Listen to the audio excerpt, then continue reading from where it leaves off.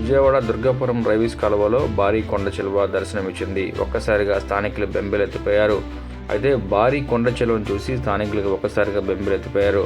అయితే రైల్వేస్ కాలువలో చెత్త ఉన్న ప్రాంతంలో పెద్ద భారీ కొండ చిలువ కనిపించడంతో స్థానికులు సంబంధిత అధికారులకు సమాచారం అందజేసినట్లు స్థానికులు చెబుతున్నారు. అయితే ఈ కొండ చిలువను చూసి స్థానిక ప్రజలు ఒక్కసారిగా బెంబేలెత్తిపోయారు. ఈ ఘటన చూసేందుకు ప్రజలు పెద్ద ఎత్తున ప్రాంతానికి చేరుకున్నారు. అయితే సమాచారం అందుకున్న పోలీసులు కానీ సంబంధించిన శాఖ అధికారులు కానీ ఆ ప్రాంతానికి వస్తారని సందర్భంగా పలువురు తెలియజేశారు.